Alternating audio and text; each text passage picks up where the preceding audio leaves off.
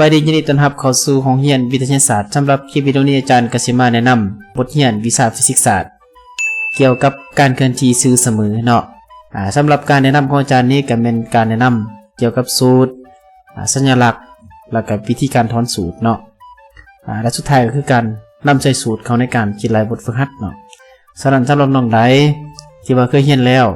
ก็เป็นการทวนบทเรียนคืนเนาะส่วนว่าผู้ใดที่ยังบ่ทันเคยเรียนก็เรียนไปนำกันเนาะเบิ่งตามคลิปวิดีโอนี้ฉะนั้นแล้วเนาะสำหรับผู้ใดที่มีคำถามหรือว่ามีข้อข้องใจก็สามารถคอมเมนต์ใต้วิดีโอนี้หรือว่าติดต่อหาอาจารย์ผ่านเพจ Facebook ของอาจารย์เนาะห้องเรียนวิทยาศาสตร์ฉะนั้นเอาเข้ามาบทเรียนเฮาเนาะสำหรับการเคลื่อนที่สื่อเสมอเฮามีสูตรคิดไลแมน S เท่ากับ v คูณ t เนาะอันนี้เป็นสูตรพื้นฐานของการเคลื่อนที่เนาะสำหรับสัญลักษณ์ของสูตรนี้สำหรับสัญลักษณ์ของมัน S แม่นระยะทางมีหัวหน่วยเป็นเมตรอันนี้เป็นหัวหน่วยตั้งต้นเนาะแต่ว่าหัวหน่วยของระยะทางมีอย่างแน่มีนอกจากเมตรแล้วมีกิโลเมตรแล้วก็เซนติเมตรเนาะแต่ว่าเฮาถือหลักๆน่ะแม่นเมตรเนาะฉะนั้นสมมุติว่าเพิ่นให้เป็นกิโลเมตรมาเฮาสิเปลี่ยนจังได๋แน่นอนเนาะเฮาต้องเปลี่ยนหัวหน่วยก่อนเฮาจึงแก้เนาะทุกครั้งฉะนั้นแล้วสำหรับกิโลหรือว่า K นี้เท่ากับ10กำลัง3หรือว่าเท่ากับ 1,000 ดังนั้นแล้ววิธีการเปลี่ยนก็บ่ได้ยากเนาะเฮาก็เอาค่าของมันมาแทนใส่เลยเนาะ10กำลัง3หรือว่าเท่ากับ1,000 เนาะส่วนว่าเซนติเมตรก็จะเท่ากับอยู่10กำลังลบ2เมตรเนาะตัวนี้ก็แม่น1,000 เมตรเนาะสมมุติว่าวิธีการเปลี่ยนเนาะเฮาก็มาแทนค่าใส่ถ้าว่าเพิ่นให้มาเป็น20กิโลเมตรก็เท่ากับอยู่20,000 เมตรอันนี้เป็นวิธีการเปลี่ยนสำหรับระยะทางสำหรับความไวเนาะความไวหัวหน่วยเป็นเมตรต่อวินาทีเนาะสำหรับความไวส่วนว่าเวลาหัวหน่วยเป็นวินาทีซึ่งเรารู้กันดีว่าเวลานอกจากวินาทีแล้วเขามีอย่างอีกมีชั่วโมงมีนาทีแม่นดอกแล้วก็วินาทีสุดท้ายเนาะฉะนั้นอาจารย์อยากแนะนำเติมเนาะสำหรับเวลานี้1ชั่วโมงก็จะเขียนเป็นสัญลักษณ์แบบนี้เนาะตัว h เนาะหรือว่าตัว h ภาษาฝรั่งเนาะ1ชั่วโมงจะเท่ากับ60นาทีเนาะ60นาทีก็เขียนเป็น mn ย่อมาจาก minutes เนาะเท่ากับเท่าไหร่เท่ากับอยู่ 3,600 วินาทีสำหรับวินาทีเขียนเป็น s อันนี้เป็นค่าของเวลาเนาะฉะนั้นเมื่อรู้เวลาแล้วเราจึงสามารถเปลี่ยนหัวหน่วยของความไวได้เนาะฉะนั้นมาเบิ่งวิธีการเปลี่ยนหัวหน่วยของความไวเนาะความไวสมมุติว่าเพิ่นให้มา36กิโลเมตรต่อชั่วโมงเฮาสิเปลี่ยนให้มันเป็นเมตรต่อวินาทีแนวใดเนาะเอามาเบิ่งเนาะวิธีการเปลี่ยนคืออาจารย์แนะนำไปเมื่อกี้นี่เนาะว่ากิโลหรือว่า K ตัวเดียวนี่มีค่าเท่ากับ10กำลัง3หรือว่า 1,000 เนาะฉะนั้น36กิโลเมตรเฮาก็จะเท่ากับอยู่36,000 เมตรแม่นบ่ฉะนั้นต่อชั่วโมงเฮาฮู้ว่า1ชั่วโมงเท่ากับอยู่ 3,600 วินาทีเพราะว่าเฮาสิเปลี่ยนเป็นวินาทีเนาะฉะนั้น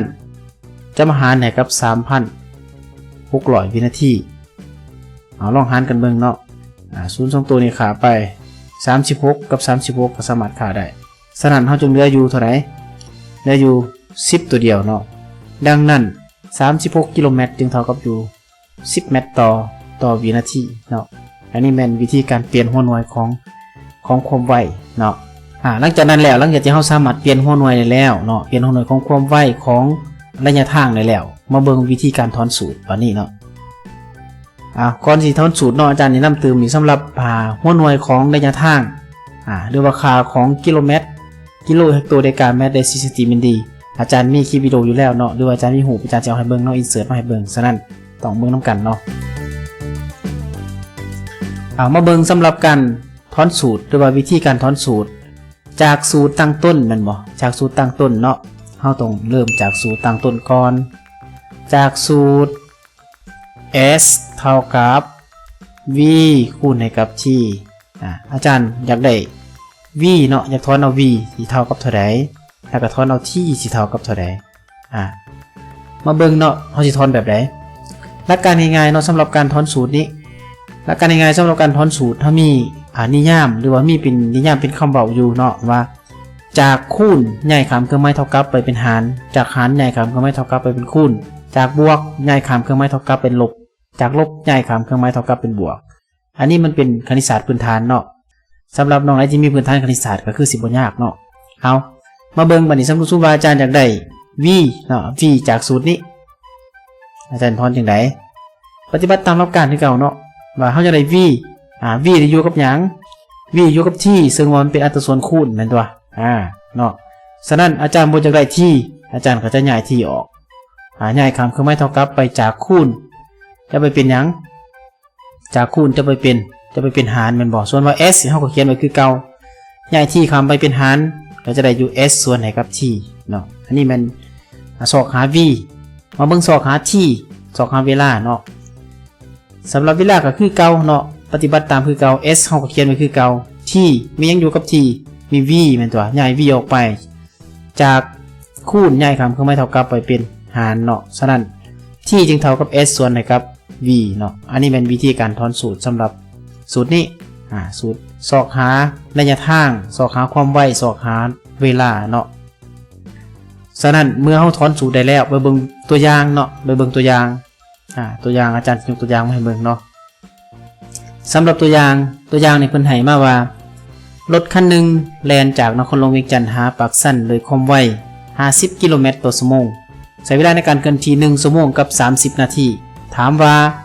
ระยะทางแต่นครหลวงเวียงจันทร์หาปากสันยาวจักแมตรอันนี้ต้องเบิ่งโจทย์คักๆเนาะโจทย์เพิ่นถามหาว่ายาวจักแมตรฉะนั้นเฮาต้องเปลี่ยนหัวหน่วยให้มันเป็นหยังเป็นแมตรเนาะเอามาเขียนสิ่งที่ฮู้นำกันมาเบิ่งสิ่งที่ฮู้นำกันเนาะสำหรับสิ่งที่ฮู้มานี่เพิ่นให้มาว่าความไวในการเคลื่อนที่ของรถ v เท่ากับ50กิโลเมตรต่อชั่วโมงเนาะอันนี้เป็นความไวเนาะใช้เวลาในการเคลื่อนที่1ชั่วโมง30นาทีแสดงว่า t เท่ากับ1ชั่วโมงกับ30นาทีเพิ่นสอกหาหยังเพิ่นสอกหาระยะทางเหมือนต่อ s จากนครหลวงเวียงจันทร์หาปากสันยาวจักแมตรตัวนี้ต้องเบิ่งโจทย์คักๆว่าเพิ่นถามหาหยังล่ะอยากฮู้หยังเนาะอันนี้มันสิ่งที่ฮู้ฉะนั้นสิ่งที่ฮู้ทุกครั้งอยู่ในการแก้ฟิสิกส์ต้องเขียนแบบนี้เนาะเขียนแล้วก็ขีดขันไว้ว่าอันนี้มันสิ่งที่ฮู้อันนี้แม่นสอกหาเนาะตัวสอกหาเขียนลักษณะแบบนี้จะเป็นสิ่งที่ฮู้ถ้าว่าเฮาเขียนสิ่งที่ฮู้ออกมาได้แบบนี้ในการแก้บทโจทย์หรือแก้บทฝึกหัดกฎกาหรือบทเสียงอย่างต่างๆแบบนี้จะได้ไปโหลดเนาะ 0.5 คะแนนด้วยวัน1คะแนนเนาะมาเบิ่งบัดนี้นะเฮาสิใส่สูตรตัวใดในการคิดไล่นำใส่สูตรs เท่ากับ v คูณให้กับ t เนาะอันนี้เป็นสูตรของการเคลื่อนที่ในการนำมาสูตรมาพิจารณาว่าสิใส่สูตรได้นี่แม่นเฮาพิจารณาจากสิ่งที่ฮู้เฮานี่แหละเนาะสิ่งที่ฮู้เฮามีหยังแหน่มี s มี t มี v แสดงว่าตรงกับสูตรนี้เป๊ะเนาะฉะนั้นเฮาจึงใส่สูตรนี้บัดนี้หลังจากที่เฮาได้สูตรมาแล้วเฮาสิแทนเฉลยบ่เนาะยังแทนบ่ได้เฮาต้องมาเบิ่งก่อนว่าหัวหน่วยของเฮานี่มันถือกันล่ะบ่เนาะระหว่างความไวเวลาแล้วก็ระยะทางเฮายังบ่ทันฮู้เนาะแต่ว่าสิ่งที่เพิ่นให้มาเนี่ยมันถือกันล่ะบ่เฮาฮู้แล้วว่าความไวของหน่วยเป็นเมตรต่อวินาทีเวลาของหน่วยเป็นวินาทีฉะนั้นเฮาต้องเปลี่ยนให้มันถูกเนาะในที่นี้ยังบ่ทันถูกเทื่อเนาะเพิ่นให้มาเป็นความไวนี่มัน50กิโลเมตรต่อชั่วโมงฉะนั้นเฮาต้องเปลี่ยนก่อนแม่นบ่วิธีการเปลี่ยนกับปฏิบัติตามขั้นตอนเมื่อกี้แล้วเนาะ50กิโลเมตรแสดงว่า50คูณให้กับ 1,000 เนาะเพราะว่ากิโลตัวเดียวนี้เท่ากับอยู่ 1,000 เนาะหารให้กับหยังหารให้กับ 3,600 เท่ากับเท่าไหร่วิธีการเปลี่ยนเนาะลองหารเบิ่งเนาะเอาโทรศัพท์หารเบิ่งเนาะเฮาหารกันเบิ่งเอาหา 10,000 หารใน 3,600 ออกอยู่ 13.88 หัวหน่วยเป็นหยังหัวหน่วยเป็นเมตรต่อวินาทีอันนี้เป็นค่าของมันเนาะออกมาเท่านี้ฉะนั้นขั้นตอนในการหารเฮาบ่เขียนใส่ก็ได้เนาะเฮาหารอยู่นอกแล้วเฮามาเขียนใส่มาเขียนค่ามันใส่เลยเนาะ ออกอยู่ 13.88 เมตรต่อวินาทีอันนี้เป็นหัวหน้าของความไวเนาะวันนี้มาเบิ่งเวลาสำหรับเวลา1ชั่วโมง1ชั่วโมงเท่ากับอยู่ 3,600 วินาทีวันนี้30นาทีเท่ากับอยู่ 1,800 แม่นตัว1,800 บวกให้กับ 3,600 ออกอยู่เท่าไหร่เอา 3,600 บวก 1,800 ออกอยู่ 5,400 เนาะฉะนั้นเราเขียน 5,400 หัวหน่วยเป็นวินาทีอันนี้แม่นสิ่งที่ฮู้จึงว่าสมบูรณ์ได้เนาะก็ถือว่าเขียนมาแบบเมื่อกี้ยังบ่สมบูรณ์เทื่อเนาะหลังจากที่เราเปลี่ยนหัวหน่วยมันถูกแล้วเราจึงสามารถแทนค่าใส่เนาะแทนค่าใส่ได้เอามาแทนค่าใส่เลยเนาะแทนค่าใส่สูตรนี้แหละเท่ากับไปเลยโดยก็ได้เนาะความไวเท่ากับอยู่